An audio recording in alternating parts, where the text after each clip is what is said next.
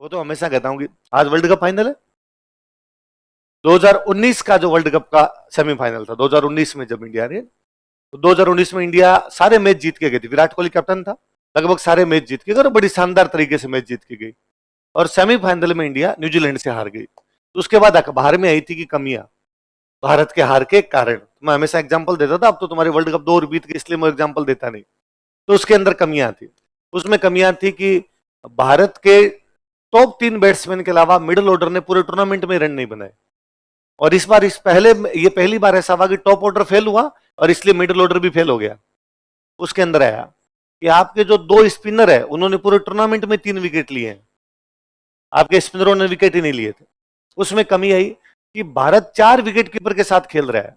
एक ही टीम में 4 wicket keeper है, Dhoni, Dinesh Karthik, KL Rahul, Rishabh Pant, 4 wicket keeper खेल रहे थे। मैं कई दिन जीत रहे थे तब यही चारों विकेट कीपर थे, यही तुम्हारा मिडिल ऑर्डर था, यही तुम्हारे स्पिनर थे, और तब तुम कह रहे थे अनबीटेबल टीम, कोई नहीं हरा सकता भारत को। भारत की मजबूत स्थिति क्यों है? क्योंकि उसके पास है 4 विकेट कीपर। क्यों भारत कर रहा है इस प्रकार? क्योंकि मिडिल ऑर्डर है बहुत ही दमदार। अभी तक जरूरत नहीं पड़ी, पर जरूरत पड़ेगी तो दिखाएगा अपना दम। जब तक आप हारते नहीं हो ना, तब तक आपकी कोई कमियां सामने नहीं आती। जब आप हारते हो तब आती है। तो मेरे को हमेशा यूं लिखने को अपने लिखते हैं, पर मुझे लगता है इन्हीं भारी हथियारों से सांगा सारे युद्ध जीता है, इन्हीं हाथियों से उसने सारे युद्ध जीते हैं। एक ही तो हारा है खानवा, बाकी सारे जीते हुए उसके। एक हारे तो अपने सामने आती है कि नहीं, उसकी उनकी सेना में एकता की कमी थी। अरे इस सेना से सारे युद्ध जीते उन्होंने, ऐसे लड़ते थे पहले ही वो, पर हारे तब दिखेगा अरे ये भी कमी है, ये भी कमी है, ये भी कमी है। तो अपने भी पढ़ लेते हैं उन कमियों को। रातों रात तोपे थी पानीपत के युद्ध में, लोधी उधर तोपों का इस्तेमाल देख के भी आ चुके थे, पर क्या कर लोगे आप, उनके पास तोपे हैं तो है। और फिर इतनी बड़ी सेना, लाख लाख की सेना पड़ी होती, उसमें एक एक आदमी को आपको जाके समझाना कि उनके पास तोपे हैं, तोपे, ऐसा भी कभी इनको बड़ा हो नहीं पाता था। फिर अपने अपनी सेना लेके अपने अपने आते, अलग अलग वहां पे पड़े रहते, तो उनका लड़ने का तरीका भी उसी प्रकार का हुआ करता था। आप जीत रहे थे तब तक सब कुछ ठीक चल रहा था, जब आप हारे तो स्थितियां हो गई। मैं कहता हूं ये का ये आज आपने तो ये दुआ करें इंडिया जीते, इंडिया जीतेगी तब सब बातें अच्छी, इंडिया हारेगी तब सब बातें बुरी। कल ही अखबार में आ जाएगा हार के 5 मुख्य कारण, है ना? क्या कारण होगा? है क्या? अरे एक जना बोलो रे, क्या लगता है? विराट कोहली बड़े मैच का प्लेयर, आज रन बनाएगा पक्का विराट। धोनी, धोनी है ना, धोनी 2011 का वर्ल्ड कप जीता था ना, उसके पूरे टूर्नामेंट में फाइनल के अलावा उसके 30 रन भी नहीं है। 30 भी क्रॉस नहीं किया था वो किसी मैच में, पूरे टूर्नामेंट में रन नहीं है उसके। फाइनल में युवराज सिंह इनफॉर्म बैट्समैन है, मतलब युवराज सिंह उस पूरे टूर्नामेंट में आप बैटिंग देख लो तो आपको लगेगा यार बंदा महामानव होकर खेल रहा है।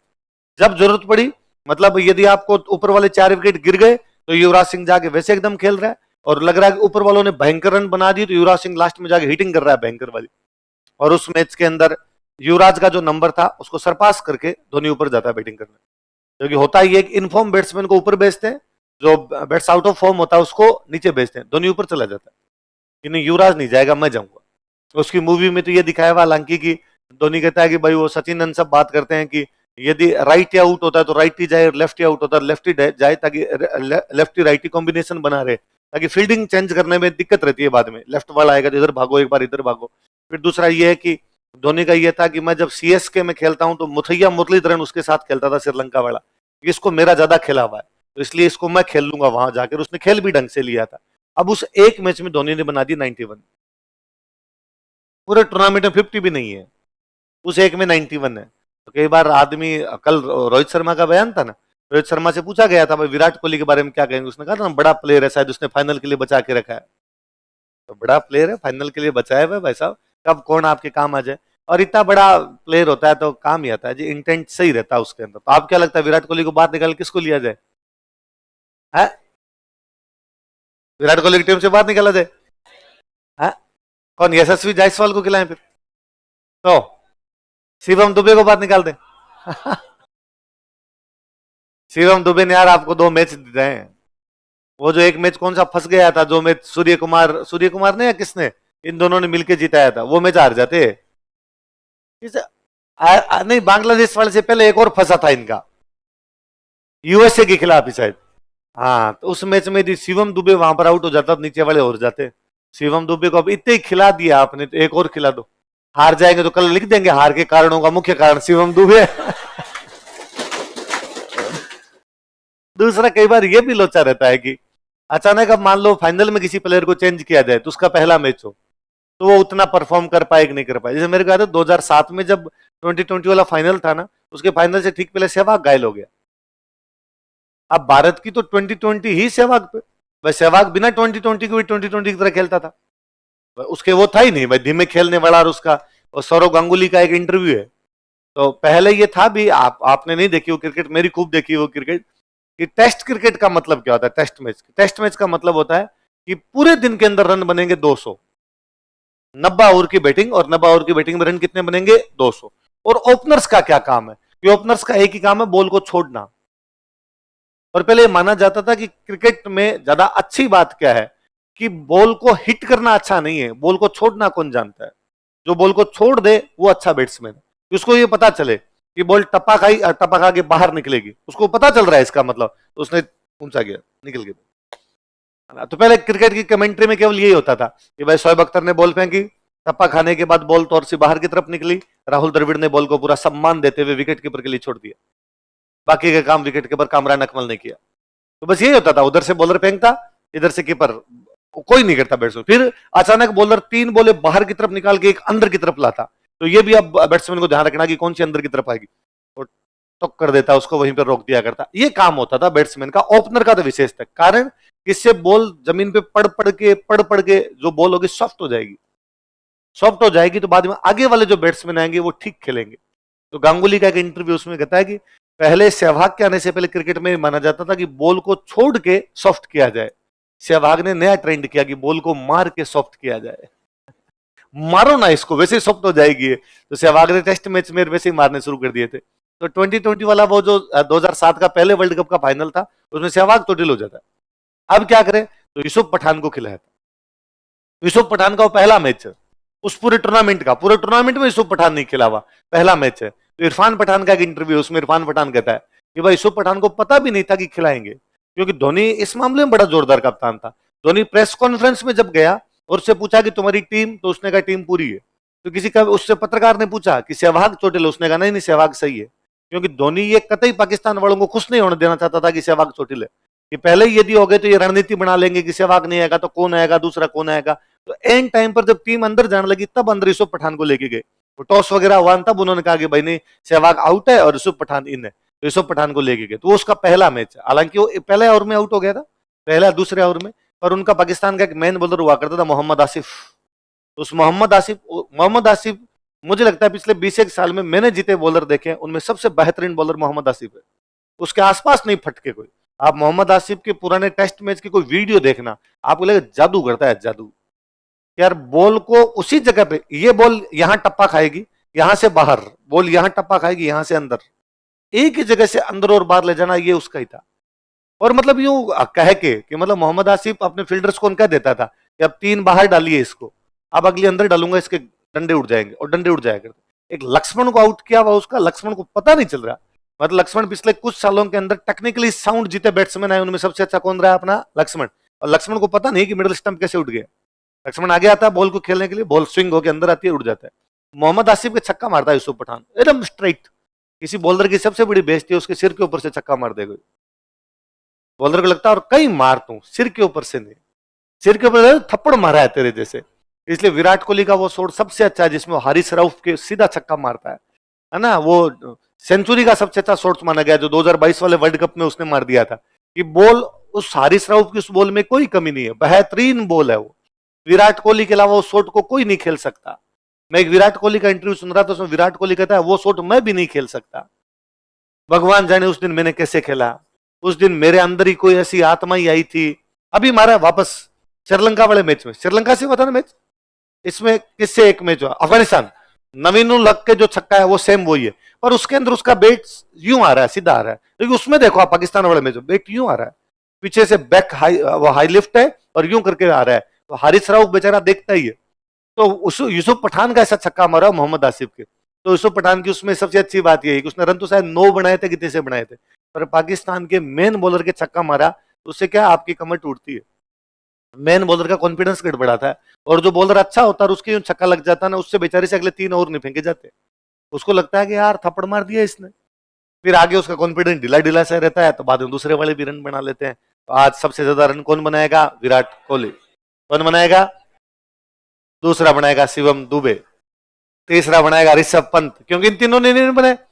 ऋषभ पंत ने पहले मैच में बनाए थे, कहां बनाए? 15-15 रन को तू रन कहता है क्या? एक ही 50 नहीं है, ऋषभ पंत की एक भी 50 नहीं है। हाँ, एक पहले मैच में वो 31 है कितने से रन आए थे, वो आए थे। उसके बाद तो किसी में 15 है, किसी में 7 है, किसी में 4 है, किसी में 22 है, वैसे रन है। तो इन तीन ने नहीं बनाए, इन तीन को रन बनाने। रोहित शर्मा अकेला ही बना रहा है इस टूर्नामेंट में, या सूर्य कुमार यादव है ना, सूर्य, या पीछे से आकर अक्षर पटेल बनाता है बेचारा, है ना। हाँ, नहीं इसमें इस बार वो खूब चल रहा है कि इस बार इन्होंने किसको ड्रॉप किया है? एक अच्छे बैट्समैन को, रिंकू सिंह। तो अब तो रिंकू सिंह रिजर्व में, पहले शायद रिंकू सिंह को रिजर्व में भी नहीं रखा था इन्होंने। तो रोहित शर्मा से वो प्रेस कॉन्फ्रेंस में पूछा था कि भाई तुम बैट्समैन कम ले जा रहे हो, क्या कारण है? तो रोहित शर्मा का उसमें वो बयान है कि मैं आपको बता तो नहीं सकता ऐसा क्यों कर रहा हूं, पर मुझे 4 स्पिनर चाहिए। तो 4 स्पिनर है, 3 ये खेल रहे, चहल बाहर बैठा है, तो 4 स्पिनर। उसने कहा मैं बता नहीं सकता, पर मैं स्पिनर 4 लेके जाऊंगा। उसके कहने का मतलब था वेस्ट इंडीज की पिच स्लो है, वह स्पिनर ही काम आते हैं। इसलिए कल जब मैच हो रहा था, तो इंग्लैंड वाला जब मैच हो रहा था, उसमें जो आदिल रशीद था उसकी बॉल उठ ही नहीं रही थी। रोहित शर्मा क्यों, एक रोहित शर्मा के आउट होते जिसमें हार्दिक पांड्या बैटिंग करने के लिए गया है, उसकी तीसरी बॉल देखो, वो बॉल इतनी उठी है। आप देखते तो क्रिकेट ढंग से, या चौके छक्के देखते हो हैं? कि ये जो मैं बातें कर रहा हूं ये उन लोगों के लिए नहीं है जो केवल चौको छक्कों के लिए क्रिकेट देखते हैं। क्रिकेट चौको छक्कों से बियॉन्ड है, अलग चीज है। तो वो बॉल उठती नहीं है। तो बाहर कौन कमेंट्री कर रहा है? शायद उसका स्टेटमेंट सिद्धू नहीं है, तुम सिद्धू को सुनते हो, बाकी दूसरे डंकी करते हैं। सिद्धू फर्जी कमेंट्री करता है, वो जो कमेंट्री थोड़ी करते हैं जो सिद्धू करता है उसको। बाहर एक है, वो कह रहा है कि ये बॉल उठी नहीं, इतनी रहेगी, आदिल रशीद की बॉल इतनी रहेगी। तो जब कुलदीप यादव आएगा तब क्या करेगा? आदिल रशीद तो डंका स्पिनर भी नहीं है, वो तो उनके तो वेरिएशन है, भयंकर वाली वेरिएशन है। तो वो कह रहे थे कि भाई जैसे ही स्कोर 140 से पार गया था, पक्का था इंडिया जीतेगी, इंग्लैंड कैसे भी नहीं जीत सकता। 140 अब स्कोर बहुत ज्यादा हो गया। वो शुरुआत में बटलर ने जब 3 ओवर में 26 रन बनाए थे, तब भी लग रहा था कि जाएंगे, स्पिनर के आने की बात है, बस 2-3 ओवर फिंकवा लो, बॉल थोड़ी ढीली हो जाए, बाद में तो आके अपने वाले काम कर ही लेंगे। ये तो आर्चर 15 रन बना गया, वरना वो तो 100 के अंदर थे। 100 कहां बढ़ने थे उनके, तो वो पिच वैसे ही दिख रही थी भाई, स्पिनर के लायक है। तो जिसपे कौन उनका बटलर ही बटलर नहीं, कौन आउट हुआ उनका, जिसमें वो रिवर्स स्वीप मारने के लिए गया है और उसका लेग स्टंप उड़ा है अक्षर पटेल की बॉल पे, और हैरी ब्रुक, हाँ हैरी ब्रुक जिसपे आउट हुआ। तो वो बॉल देखो ना आप, बोलो उसको पल्ले ही नहीं पड़ रही कि क्या बॉल है। उससे पहले रोहित शर्मा जब बैटिंग कर रहा है, तो उनके किसी एक स्पिनर की बॉल पे रोहित शर्मा 2 बार स्वीप मारने की कोशिश करता है, बॉल आ ही नहीं रही, बेट पे नहीं आ रही है, क्योंकि बॉल उठ ही नहीं रही। पर रिवर्स स्वीप के लिए जरूरी होता है कि जितना बेट लेके जाओगे उतनी बॉल तो आए। पर आपने सोचा कि बॉल यहां पर आएगी, आपने बेट घुमाया, बॉल उससे नीचे रहेगी, आपके लग लुगा के इधर उधर बॉल कहीं चली जाएगी, तो बॉल ही नहीं उठ पा रही थी। तो रोहित शर्मा इस बार स्पिनरों को इसलिए लेके गया था। तो अपने वाली टीम आज पक्का जीतेगी। कितने बजे है मैच? 8 बजे। हाँ, 2007 में हम वर्ल्ड कप जीते थे 2020 का, उसके कितने साल बाद जीतेंगे? साल तो निकाल लो, कितने साल बाद है? 17 साल बाद। पिछली बार जीता था धोनी, इस बार कौन जीत के आएगा? और फिर सबसे अच्छा वो है कि भाई राहुल द्रविड़ के लिए, है ना। मुझे लगता है पिछले कुछ सालों में हमने सबसे हम्बल, सबसे पोलाइट, सबसे अच्छा कोई क्रिकेटर देखा भारत के अंदर, तो वो कौन है? राहुल द्रविड़। और राहुल द्रविड़ की किस्मत इतनी खराब रही कि राहुल द्रविड़ 99 के वर्ल्ड कप का, उसका पहला वर्ल्ड कप था, उसका वो हाईएस्ट स्कोरर है, 462 रन, सबसे अधिक रन उसमें राहुल द्रविड़ के बनाए हुए। इंडिया सुपर 8 से ही बाहर नहीं गई, इंडिया सुपर 8 में हार के वापस आ गई। फिर 2003 का वर्ल्ड कप, 2003 के वर्ल्ड कप में राहुल द्रविड़ का आ गया तो विकेट कीपिंग कर। राहुल द्रविड़ की विकेट कीपिंग लास्ट की हुई थी जब वो 10th में पढ़ता था, जो स्कूल में पढ़ता था विकेट कीपिंग किया करता था। पर गांगुली ने उसको कहा तो विकेट कीपिंग कर, ताकि हम एक बैट्समैन को और खिलाएंगे, क्योंकि धोनी के आने से पहले भारत में जो भी विकेट कीपर होता था उनको बैटिंग नहीं आती थी, ढंग के बैट्समैन कभी भी नहीं होते, इसलिए एक विकेट कीपर का स्थान बढ़ता, इसलिए वो एक बैट्समैन बाहर हो जाता। तो कहा तू विकेट कीपिंग कर ले ताकि मोहम्मद कैफ को खिला लेंगे। तो मोहम्मद कैफ अपने 20-30 रन बनाएगा और 30 रन अपने फील्डिंग में रोक लेगा, 50 रन हर मैच के अंदर करेगा। तो राहुल द्रविड़ बेचारा विकेट कीपिंग करता है, भारत फाइनल के अंदर पहुंचती है, फाइनल में हार जाते हैं। राहुल द्रविड़ का उसमें भी अच्छा प्रदर्शन है। अब आया 2007 का वर्ल्ड कप, 2007 के वर्ल्ड कप में राहुल द्रविड़ को कैप्टन था राहुल द्रविड़। भारत शुरुआत के 3 मैच बांग्लादेश से हार गया, और शायद एक कोई और ढंग की टीम से हार गया, एक नामीबिया बरमूडा से एक मैच जीता, उसमें इंडिया शुरुआत के अंदर ही बाहर हो गई, शुरुआत के 3 मैचों में बाहर हो गई। इसलिए राहुल द्रविड़ की किस्मत सबसे खराब रही। फिर वो कोच बन के आया, कोच बन के आया तो इस बार फिर फाइनल के अंदर पहुंचे, आप फाइनल में हारे। उस टेस्ट चैंपियनशिप के 2 बार फाइनल में पहुंचे, दोनों बार हारे। इस बार तो कम से कम जीता थे। आज मैं वापस आप सुबह सुबह में उठने के बाद में ये मोबाइल लिया तो मैं राहुल द्रविड़ का कुछ सुन रहा था, स्टेटमेंट सुन रहा था। तो राहुल द्रविड़ से पूछा गया कि इंडिया में आजकल हैशटैग चल रहा है डन इट फॉर द्रविड़, इसे द्रविड़ के लिए करना है, इस पर आपका क्या कहना है? उसका उतना ही हम्बल पोलाइट वापस रिएक्शन था कि नहीं।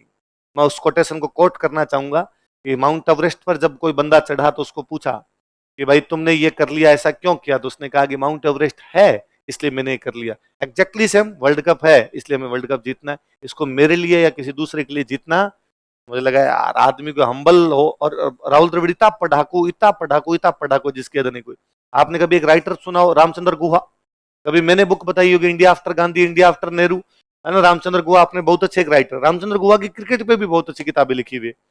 तो रामचंद्र गुहा कहते हैं कि एक बार इंग्लैंड में टेस्ट सीरीज थी और राहुल द्रविड़ उस टेस्ट सीरीज में रन नहीं बनाता, तो रामचंद्र गुहा लेटर लिख देता राहुल द्रविड़ को, और राहुल द्रविड़ को लेटर लिख के कहता है कि इस मैच अब जो तुम्हारे रन नहीं बन रहे उसका कारण ये है कि तुम्हारे फुट में फिट जो पैरों का मूवमेंट है, फुट मूवमेंट है, वो सही नहीं हो रहा है, तुम पैर आगे नहीं ले जा ले रहे हो। क्रिकेट ये कहती है कि बॉल जब आए तो बॉल आपके शरीर से ज्यादा दूर नहीं रहनी चाहिए। यदि कोई भी बैट्समैन बॉल को शरीर से दूर खेलने का प्रयास करेगा तो शॉट वहां नहीं जाएगा जहां वो ले जाना चाहता है, इसलिए जितना उसके शरीर पास जाना चाहिए बॉल के, तो आपके पैर उस दिशा में चलने चाहिए। यदि आपके पैर नहीं चलते तो बॉल आपको मार दी जाएगी, क्योंकि तुम्हारे पैर सही नहीं चल रहे। उसने कोई लेटर लिख दिया, तो राहुल द्रविड़ ने उसको रिप्लाई किया। राहुल द्रविड़ ने उसको नहीं कहा कि तूने मेरे को लेटर क्यों लिखा, राहुल द्रविड़ ने नहीं कहा कि मेरी क्या कमी है, राहुल द्रविड़ ने लेटर लिखा कि मैंने तुम्हारी वो किताब पढ़ी थी, उसके 308 नंबर पेज पर तुमने ये बातें गलत लिखी है। मतलब था कि अपना काम कर ले। क्रिकेट मत सिखा, किताब तो ढंग से लिखी नहीं जाती तेरे से। तो रामचंद्र गुहा ने किसी इंटरव्यू में बताया कि राहुल द्रविड़ ने मेरे को ये नहीं कहा कि क्रिकेट में क्यों सिखा रहा है, उसने मेरे को वापस लेटर लिख के कहा कि तुम्हारी बुक का काम ढंग से क्या कर, वहां भी तुम्हारा काम सही नहीं चल रहा, मेरे वाला तो मैं देख दुख लूंगा अपने आप में। तो आज अपने को ये भी लगता है कि यार राहुल द्रविड़ के लिए जीत लेना चाहिए था। आज उसका लास्ट है कोच के रूप में, है ना। और फिर है ना अगला कोच बना रहे हैं गौतम गंभीर को, तो विराट कोहली का भी लास्ट ही मान लो आप ये। कल एक वो आ रहा था, कल चल रहा था कि राहुल द्रविड़ आउट होकर चला गया था जल्दी, तो मुंह उतार के बैठा हुआ है विराट कोहली, सॉरी विराट कोहली जल्दी आउट होकर चल, तो राहुल द्रविड़ आता है और राहुल द्रविड़ आगे उसके यूं मार के जाता है। तो किसी ने मीम बना रखा था कि राहुल द्रविड़ विराट कोहली को क्या कह रहे होंगे, तो राहुल द्रविड़ ने आके सुधर जा, वो गौतम गंभीर रहने वाला है। या एक वो मीम चल रहा था जब धोनी कैप्टन बनता है ना नया नया 2008 के अंदर, तो धोनी कैप्टन बनने के बाद MS धोनी वाली मूवी में देखना, ऑस्ट्रेलिया में खेलने के लिए गए हुए, वीडियो कॉन्फ्रेंसिंग से वो बात कर रहा है, उनसे चयन करता पूछते हैं भाई टीम में तुम्हें कौन कौन लेना है, तो कहता है 3 प्लेयर है, उनमें से एक को बाहर करना है। ये 3 प्लेयर है, ये 3 ODI के लिए फिट नहीं है। वो 3 प्लेयर है सचिन, सहवाग, गंभीर, इन तीनों में से एक को बाहर निकालना। 2011 के वर्ल्ड कप के बाद, 2011 के वर्ल्ड कप के बाद या 2011 के वर्ल्ड कप से पहले, नहीं हाँ 3 प्लेयर, तो द्रविड़ और आपके गांगुली और सचिन, इन तीनों में से 2 को मुझे बाहर निकालना। द्रविड़ गांगुली दोनों को बाहर निकालता धोनी। तो उसमें वापस मीम चल रहा था कि अब गौतम गंभीर बैठा होगा और वो कहेगा कि एक प्लेयर जो है वो 2020 के लिए फिट नहीं हो रहा है, वो प्लेयर कौन? विराट कोहली का भी लास्ट मैच है, राहुल द्रविड़ का भी लास्ट मैच है 2020 के लिए, और खेलता रहे विराट कोहली को अपने जो टेस्ट मैच खेले, वनडे खेले, ODI खेले, तो वो वाला लास्ट मैच है। तो अपने को किसके लिए जीतना है? गौतम गंभीर नहीं रहे, विराट कोहली। और तो आज घर पे जाके दुआ मांगनी है कि done it for Dravid, done it for Kohli, दोनों के लिए। किस किस के लिए? हाँ, और रन कौन कौन बनाएंगे? कोहली, शिवम दुबे और लिखो खानवा युद्ध का प्रभाव, इंपैक्ट्स ऑफ बैटल ऑफ खानवा।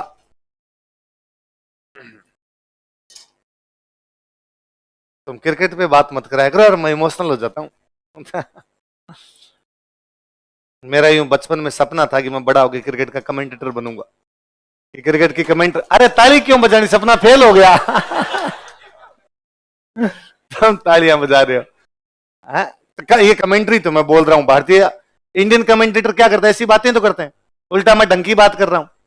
अपने वाले सिद्धू तो वैसी बात करता है कि आज पिच अनुपम खेर की टाट की तरह सपाट दिखाई देती हुई।